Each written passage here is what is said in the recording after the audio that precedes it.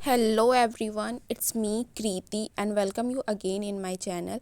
आज हम लोग इस वीडियो में देखेंगे 20 most important question of the paper 2 जो है contemporary India in education.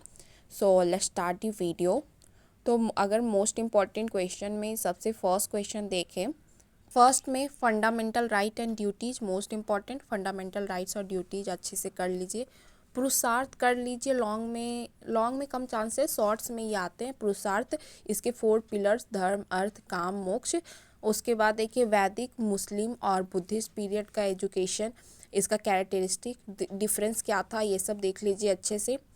RT देख लीजिए, इसकी डेफिनेशन कैरेक्टरिस्टिक सिग्निफिकेंस और लिमिटेशन भी देख लीजिए, क्योंकि लास्ट टाइम लिमिटेशन पूछ दिया था तो इम्पॉर्टेंट हो जाता है उस हिसाब से आरटी। ठीक है, नेक्स्ट क्वेश्चन देख लीजिए, relationship between education and society. तो सबसे पहले तो एजुकेशन और सोसाइटी का डेफिनेशन देख लीजिए, उसके बाद दोनों के बीच में क्या रिलेशन है वो देख लीजिए अच्छे से।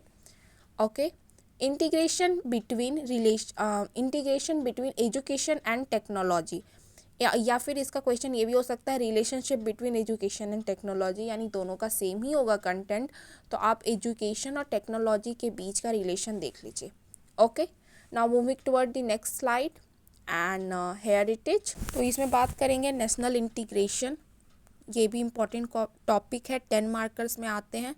उसके बाद देखिए role of education in empowerment of women and weaker section and minorities, यानी role of education in empowerment आप याद कर लीजिए, वीमेन पे कर लीजिए, वीकर सेक्शन और माइनॉरिटीज, तीनों का कंटेंट लगभग सेम ही होगा, थोड़ा बहुत पॉइंट सब में अलग अलग होंगे तो वो देख लीजिए आप।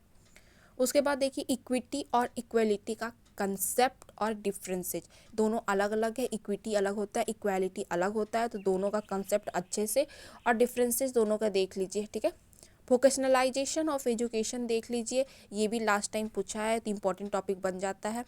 Globalisation and modernisation, characteristic, definition, significance, merits, demerits सब देख लीजिए, ये बहुत ही ग्लोबलाइजेशन और मॉडर्नाइजेशन अच्छे से देख लीजिए। ठीक है, उसके बाद बात करिए डेलर्स कमीशन रिपोर्ट, इसके 4 पिलर्स जो होते हैं, ये भी इंपॉर्टेंट टॉपिक्स में से एक है।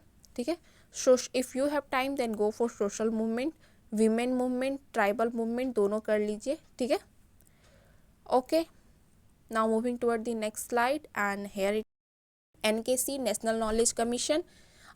फिर देखिए एनपी करना है आपको 1968, 1986, एनपी 1992, इसको प्रोग्राम ऑफ एक्शन 1992 भी कहते हैं। कीरत कमीशन, ये सब लॉन्ग में भी आ सकते हैं, शॉर्ट्स में भी आ सकते हैं।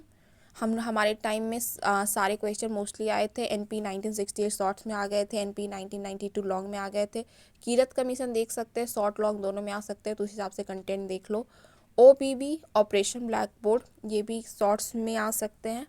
वैल्यू एजुकेशन, फिल्ट्रेशन थ्योरी, इसको फिल्ट्रेशन थ्योरी भी बोलते हैं और डाउनवर्ड फिल्ट्रेशन थ्योरी भी बोलते हैं, तो don't confuse between them, downward भी लिखा रहे तो सेम ही कंटेंट होगा। Okay, now moving toward the next slide and heritage.